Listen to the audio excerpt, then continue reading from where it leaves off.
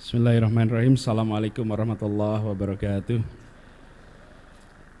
Selamat malam dan salam sejahtera untuk semuanya. Yang saya hormati Ibu Menko Bidang Pembangunan Manusia dan Kebudayaan yang dalam hal ini diwakili oleh Bapak Profesor Dr. Agus Sartono. Yang saya hormati pimpinan dan anggota Komisi 10 DPR RI yang dalam hal ini diwakili oleh berdua, Bapak Utut Ardianto dan Bapak Sultan Adil Hendra.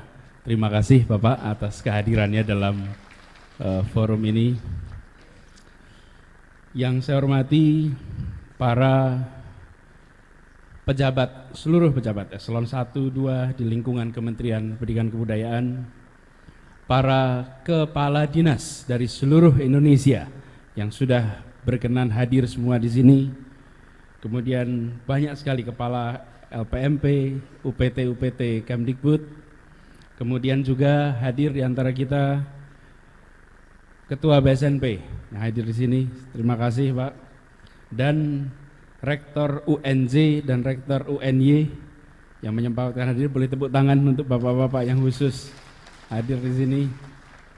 Kemudian juga hadir di antara kita adalah Profesor Sahbaz Khan, Direktur dan Representatif UNESCO di Jakarta. Terima kasih Pak meluangkan hadir.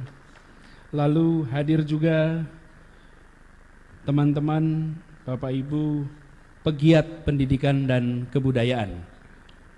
Banyak di antara kita, kalau kameranya muter tadi kelihatan tuh. Ini lihat kamera ini latihan Pak, kalau syuting di studio nanti. Kemudian hadir juga berbagai asosiasi guru yang mewakili para guru dari seluruh Indonesia, serta teman-teman jurnalis yang menemani kegiatan Rembuk Nasional. Pertama, alhamdulillah, rencana kita untuk melakukan Rembuk Nasional Pendidikan Kebudayaan sudah dipersiapkan dengan baik, dan sore hari ini kita mulai juga dengan membawa ciri kebaruan. Biasanya Rembuk Pendidikan dan Kebudayaan dibuka di pagi hari. Mulai kali ini kita buka malam hari. Mulai besok kita kerja total sepanjang hari. Upacaranya dituntaskan malam ini. Dan Bapak Ibu sekalian juga mungkin merasakan berbagai hal yang baru dari sisi substansi, dari sisi peserta, bahkan dari sisi narasumber. Nanti insya Allah juga mekanisme pelaksanaannya baru. Kebaruan insya Allah akan mewarnai proses Rembuk Nasional Pendidikan dan Kebudayaan kali ini. Dan ini Bapak-Ibu sekalian, artinya kita ingin rembuk ini bukan rembuk yang sekedar basa-basi, sekedar ada karena tiap tahun harus ada. Tidak, kita ingin rembuk ini menjadi kesempatan benar-benar untuk merumuskan jalan ke depan bagi pembangunan pendidikan dan kebudayaan di Indonesia. Dan kebaruan itu tidak memerlukan kemahalan. Kebaruan itu hanya memerlukan keterbukaan. Keterbukaan pikiran, keterbukaan hati untuk melakukan sesuatu yang berbeda. Dan saya berharap kita semua akan mengikuti Rembuk Nasional ini secara penuh, secara total. Saya juga akan ikut termasuk dalam komisi-komisi dan bukan sebagai narasumber. Saya ikut sebagai pendengar di dalam diskusi-diskusi ini. Semuanya. Nanti insya Allah pejabat eselon 1, 2 juga ikut. Kita datang bukan memberi arahan. Kita datang bukan memberi petunjuk. Kita datang justru untuk menyerap, untuk mendengar, dan juga untuk bertukar pikiran. Ini adalah kesempatan yang sangat berharga. Di tiap awal tahun kita ketemu. Masalah mari kita koleksi, bukan untuk disimpan tapi untuk diselesaikan. Dan kita harap masalah yang hari ini didiskusikan tahun depan Pada saat kita ketemu, masalahnya sudah baru. Kalau masalahnya masih sama, berarti 1 tahun ini tak ada perubahan. Tahun ini kita harus kumpulkan masalah, selesaikan masalah satu-satu. Masalah tidak akan pernah selesai. Masalah akan selalu ada. Yang menjadi tantangan bagi kita adalah memastikan bahwa masalah sama tidak berulang dari tahun ke tahun. Nanti proses rembuk ini juga, Bapak Ibu sekalian, yang menjadi fasilitator adalah Bapak-Bapak Ibu dari Eselon 3 di Kemdikbud. Mereka menjadi fasilitator. Boleh berdiri para fasilitator. Itu di belakang Bapak sekalian. Nah, kalau lagi berdiri gini kameranya ke sana saja Mas, jangan ke saya. Biar kelihatan nih wajah calon-calon fasilitator.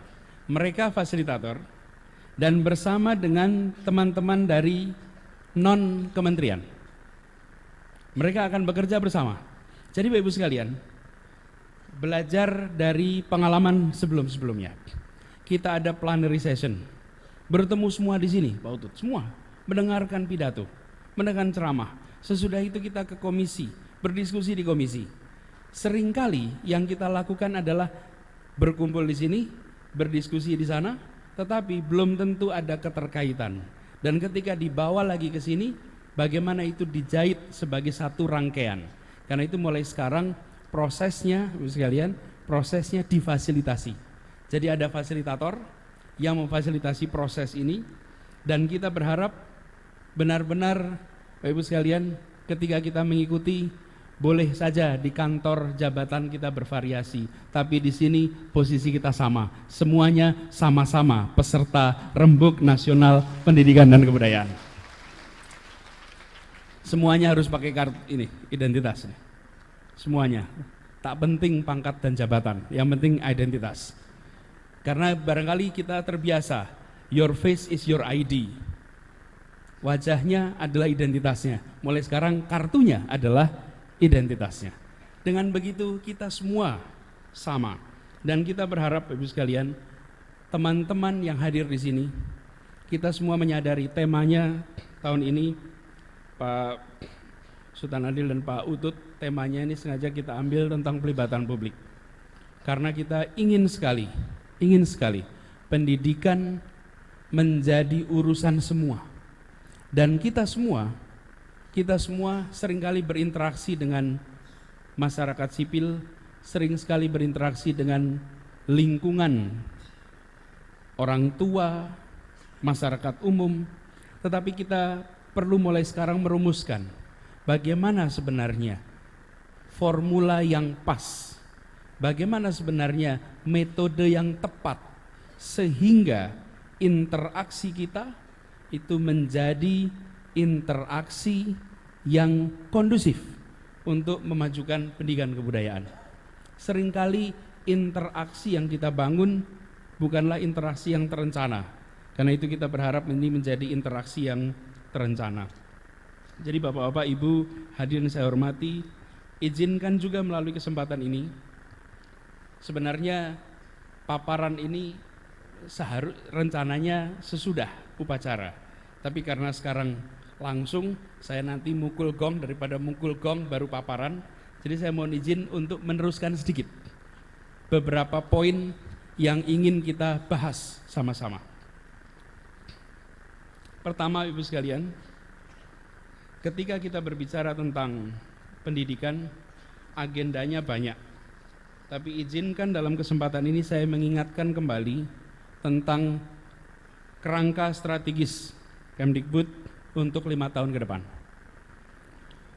Tujuan kita, visi kita adalah kita menerjemahkan dari nawacita Presiden RPJMN dalam konteks Kementerian Pendidikan dan Kebudayaan, yaitu terbentuknya insan dan ekosistem pendidikan dan kebudayaan yang berkarakter dilandasi semangat gotong royong. Ini adalah statement yang kita bangun sama-sama, bahwa bukan hanya manusianya tetapi juga ekosistemnya. Dan membangun ekosistem ini, Bapak sekalian, penting karena mutu pendidikan harus ditingkatkan terus-menerus. Jika kita hanya konsentrasi pada manusianya, tidak membangun ekosistemnya, maka mutu sulit mengalami peningkatan terus-menerus. Sulit. Mutu itu didorong oleh interaksi antar pelaku, bukan atas aturan. Kami pernah reflektif. Ini ada kaitannya dengan refleksi yang nanti itu tadi disampaikan Pak. Itu mungkin maksudnya refleksi itu sambil dipijat refleksi kondisi pendidikan. Mungkin maksudnya gitu. Tapi kembali ke ini. Ekosistem, kalau kita lihat aturan kita, saya sempat berefleksi, pertanyaan reflektif aja. Jika kualitas pendidikan kita separuh kualitas pendidikan di Singapura, separuh kualitas pendidikan di tetangga kita, undang-undang dan peraturan manakah yang kita langgar?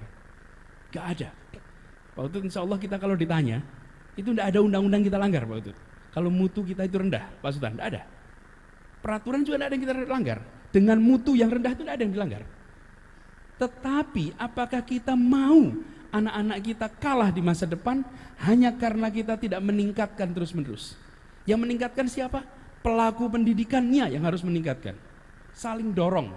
Sebagai contoh, mulai tahun ajaran depan, contoh paling mudah saya berikan buku Pak. Buku kita itu ditulis oleh penulis, dicetak, dibagi, lalu digunakan. Setelah digunakan, tahun depan nanti ada buku baru lagi atau buku yang sama digunakan. Pertanyaannya adalah bagaimana membuat mutu buku kita meningkat? Ternyata ketika dilihat sesuai standar kok bukunya, tapi mutunya tidak meningkat. Kenapa? Salah satunya karena pengguna buku tak pernah berinteraksi dengan penulis buku. Jadi Bapak Ibu sekalian coba cek random buku teks sekolah, pelajaran sekolah. Cek di dalamnya nama penulisnya. Begitu buku itu ditulis ada namanya. Apalagi kalau pengantar. Pengantar itu tertulisannya tim penyusun.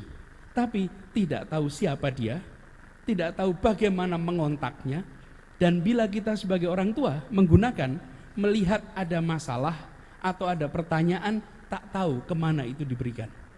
Efeknya pelaku-pelaku ini tidak berinteraksi, mutu rendah, jalan terus.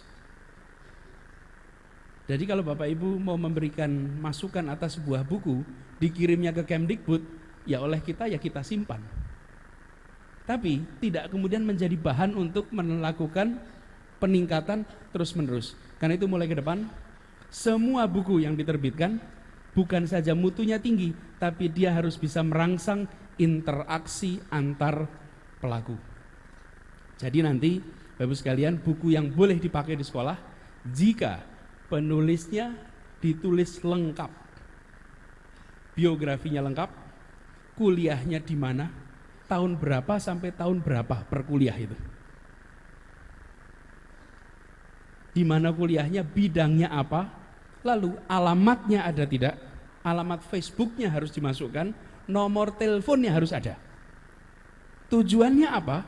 Supaya kita sebagai pengguna bisa memberi input. Bayangkan 10.000 atau 15.000 buku beredar. Jika 1-2% memberikan feedback, buku itu akan mendapatkan input banyak sekali. Lihat negara-negara yang maju, semua bukunya memberikan ruang untuk interaksi. Jadi kita bukan hanya membangun insannya, kualitas pendidikan, kualitas bukunya, tapi juga kita membangun ekosistem di dalam perbukuan. Dan insya Allah dengan cara seperti itu, mutu buku kita pelan-pelan akan meningkat secara terus-menerus. Itu harapan dari kita membangun ekosistem.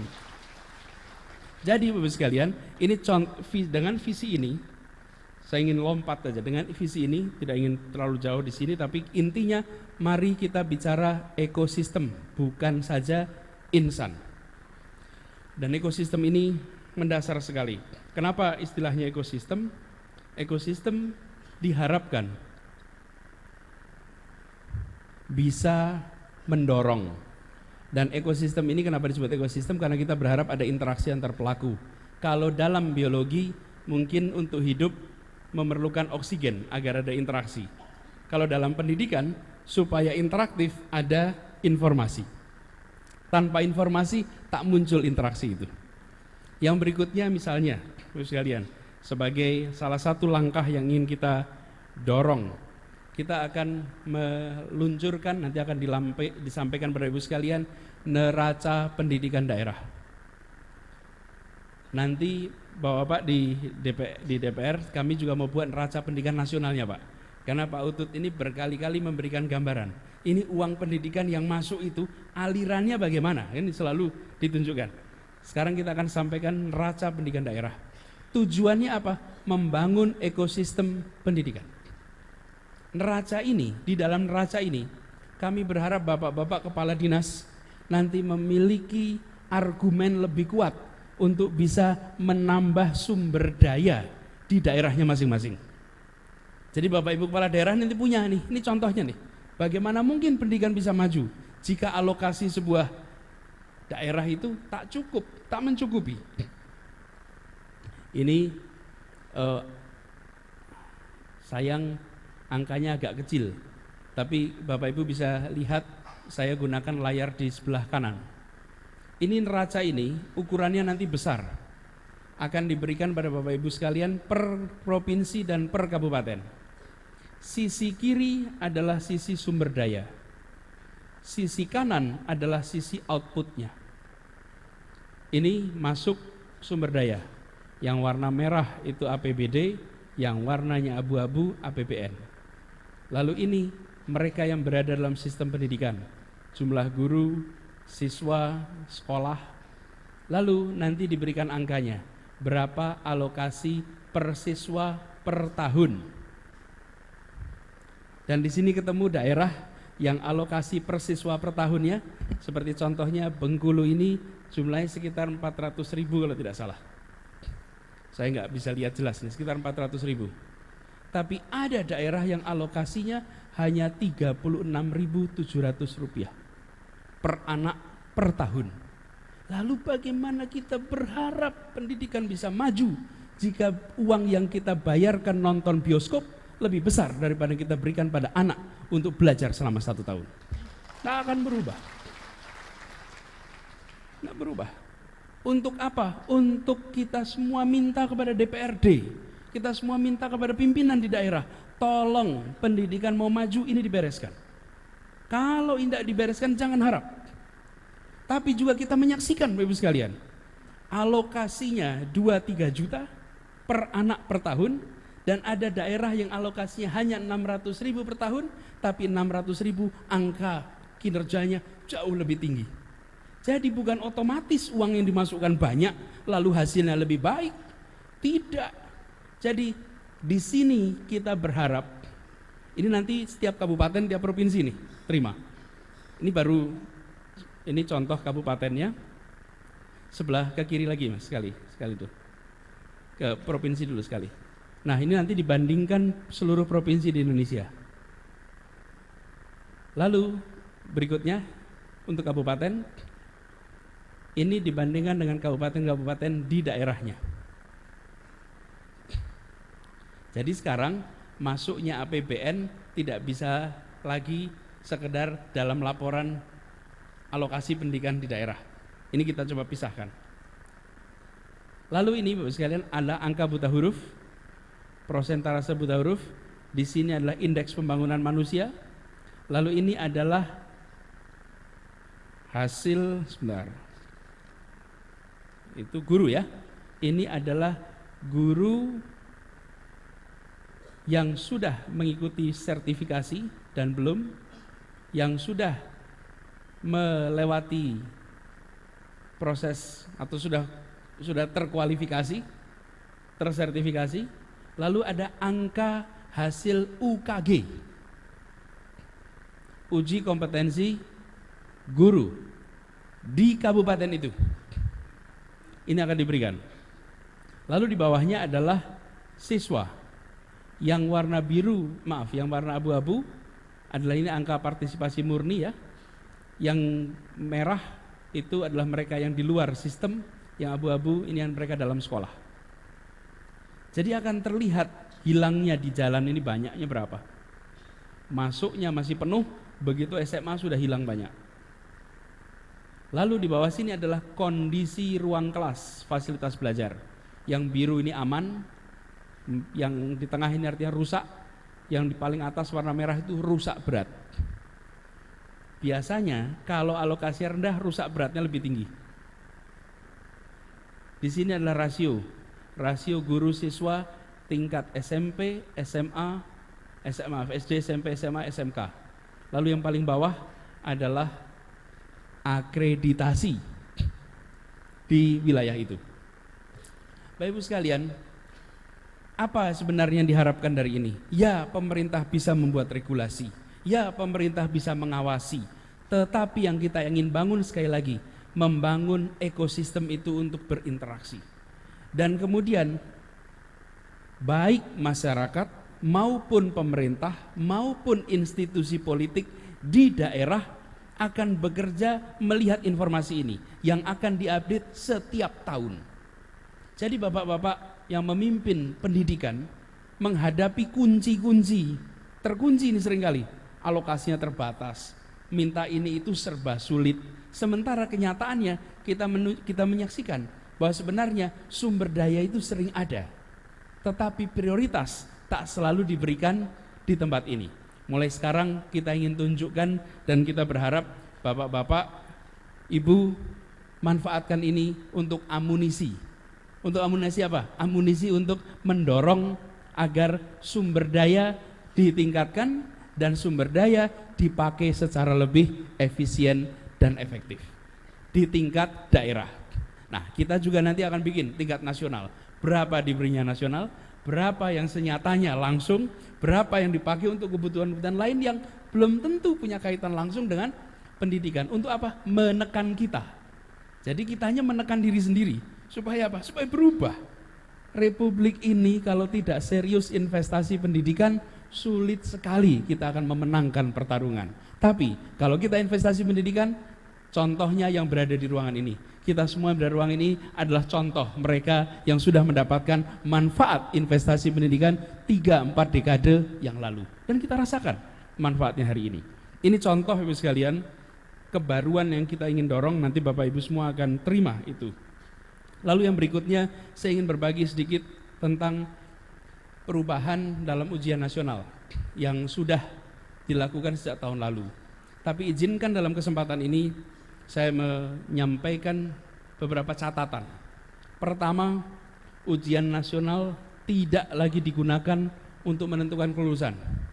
Karena kami masih dengar di berbagai daerah ada laporan mengenai ujian nasional sebagai syarat kelulusan.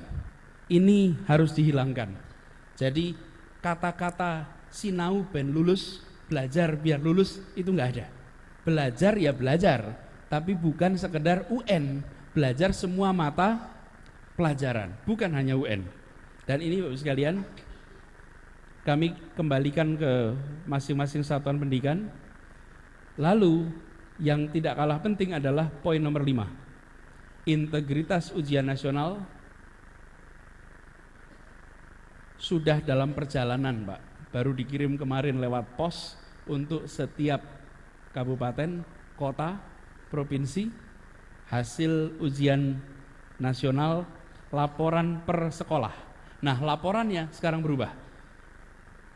Laporannya itu menjadi sebuah kuadran. Kalau dahulu yang dilaporkan hanya satu, yaitu ujian nasionalnya, ini adalah sumbu horizontalnya.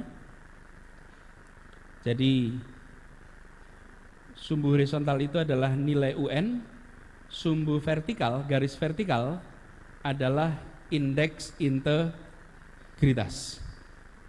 Indeks integritas. Nah, kita berharap anak-anak kita berada di posisi kanan atas, nomor 1. Itu keinginan kita.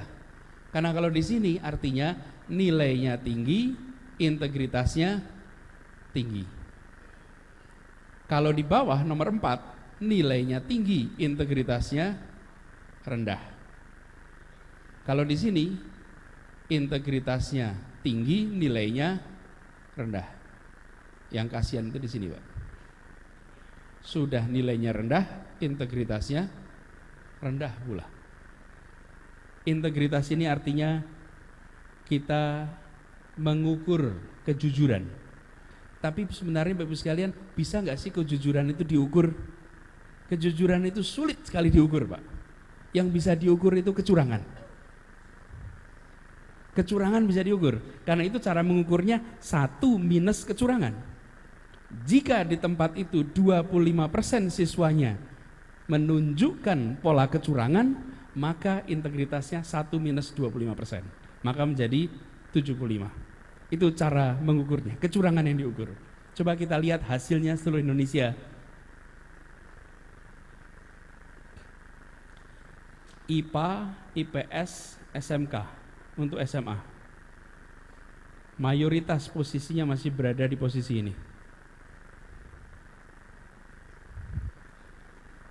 Nilainya mungkin saja baik, tetapi integritasnya rendah. Kuadran 4 ini masih mendominasi. Ini potret kita hari ini. Dan ini artinya kalau tidak diintervensi, kalau tidak diubah, ini adalah wajah masa depan Indonesia.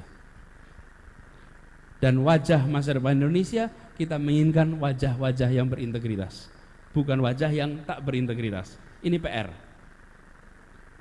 Nanti Bapak Ibu bisa lihat detailnya. Coba kita lihat satu wilayah. Ini contoh hasil sebuah provinsi. Kami mengambil satu provinsi, Provinsi Jawa Timur. Ini di Jawa Timur, Bapak Ibu sekalian. Ini adalah rata-rata nilai UN per kota. Tiap lingkaran ini mewakili satu kota. Coba kalau kembali satu slide lagi, Pak. Kembali satu slide. Kalau ini tiap titik mewakili satu sekolah. Jadi kalau ada sekolah nilainya di sini, artinya UN-nya dia dapat 60, kira-kira 60 UN-nya, integritasnya kira-kira 20. Artinya hanya 20% anak di sekolah itu yang menjalankan ujian nasional dengan kejujuran. Yang 80% tidak dengan kejujuran. Itu kalau di sini.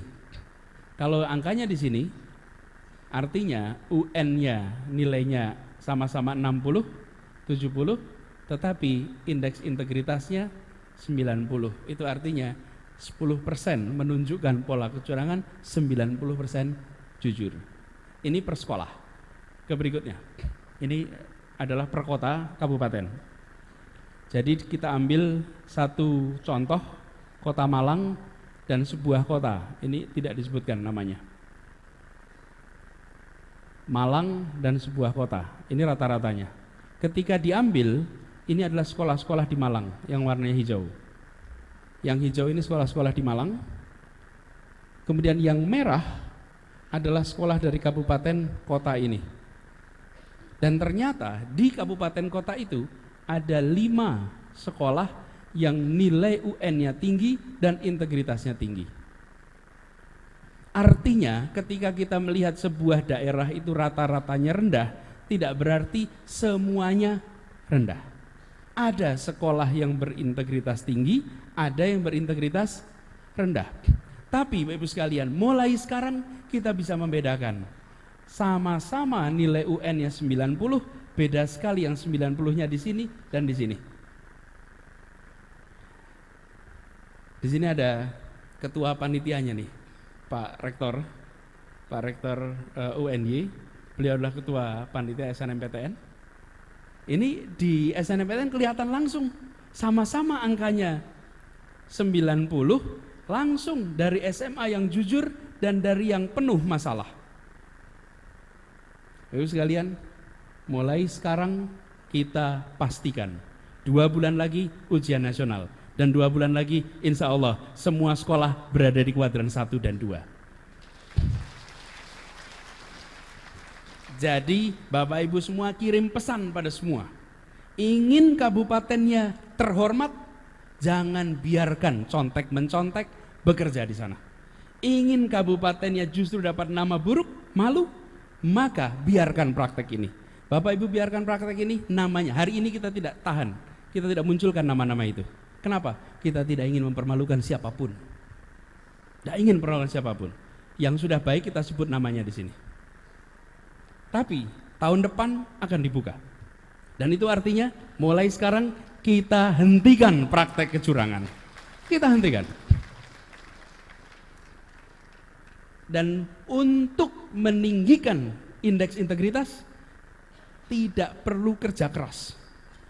Cukup satu perintah. Jangan contek-mencontek, jangan bagikan kunci yang tak jelas itu. Cukup itu saja. Jadi untuk nilainya tinggi itu caranya adalah tak melakukan contek-mencontek, langsung bisa mengembalikan. Jadi Bapak Ibu sekalian, ini adalah kebiasaan yang ingin kita ubah. Mari kita ubah sama-sama. Dan mari kita buktikan. Karena sekarang Bapak Ibu sekalian, kalau dulu masyarakat yang melaporkan kepada negara bahwa terjadi kecurangan, sekarang kita balik. Negara yang melaporkan pada semua bahwa terjadi kecurangan. Kita yang lapor. Nah, laporan lengkapnya Bapak Ibu sekalian dikirimkan, Bapak Ibu pasti sudah terima beberapa bulan yang lalu laporan lengkapnya kepada kepala dinas. Yang sekarang kami kirim on the way adalah laporan singkatnya. Hanya UN dan indeksnya diberikan kepada bupati, wali kota, gubernur. Dan Bapak Presiden menerima kepala sekolah yang indeks integritasnya tinggi, 500 tertinggi kemarin diterima. Lalu mereka yang angka UN-nya di kuadran 1 dan 2, coba ditunjukkan angka kuadran 1 dan 2. Di angka 1 dan 2 ini jumlahnya sekitar 11.700 sekolah. 11.700 sekolah itu, mereka yang di atas menerima piagam penghargaan yang ukurannya sebesar layar TV besar untuk dipasang di serambi sekolahnya dengan tulisan piagam penghargaan integritas tinggi dengan angkanya ditulis di situ. Biarkan seluruh sekolah merasa bangga bahwa kami mewarisi kakak-kakak kelas yang meninggalkan nama baik. Dan sekolah yang tidak terima artinya di situ ada masalah. Yang terima 11.700. Jadi kita berharap tahun depan mencetak piagamnya tidak 11.000 lagi. Insya Allah tahun depan 77.000 sekolah semuanya dicetak berintegritas tinggi. Karena jumlahnya 77.000. Ini Bapak sekalian, harapannya Bapak Ibu, kami mengirimkan surat kepada Pak Bupati, Pak Wali Kota, mohon agar dibuatkan upacara. Bapak Ibu sekalian, buatkan upacara penyerahan indeks piagam integritas itu dari bupati kepada para kepala sekolah. Kumpulkan semua warga sekolah, warga kepala-kepala sekolah, berikan indeks ini. Biarkan kita semua melihat, ini potret kita. Ini potret kita sekarang. Tanggung jawab kita adalah 2 bulan lagi memperbaiki. Jadi kita berharap Bapak Ibu sekalian untuk nanti dibagikan secara lengkap. Dan bila ini kita kaitkan analisa ujian nasional ini, kita bisa lihat pada slide berikutnya. Angkanya Bapak Ibu sekalian menunjukkan sebaran yang unik. Kalau kita lihat angka rapor kita, angka ujian nasional dulu, capaian indeks integritas secara nasional. Ini indeks integritas secara nasional. Jadi kalau diperhatikan di sini, Bapak sekalian, yang warnanya merah ini dan kemudian warnanya biru muda, ini adalah variasi indeks integritas. Warnanya masih agak suram sekarang. Ini potret kita. Tapi jangan dimarahin potretnya. Mari kita perbaiki yang di potretnya. Mari kita lihat berikutnya. Kalau kita lihat rapor rapor kita itu ratanya di atas 70. Ini unik Bapak Ibu sekalian. Rapotnya semuanya di atas 70. Rapotnya nih. Tapi coba kembalikan ujian nasional. Ini capaian UN. Capaian UN. Capaian UN apa yang terlihat? Ada yang merah-merah, tapi banyak sekali yang sudah. Jadi indeks integritas kita masih parah, nilai rapot semuanya baik,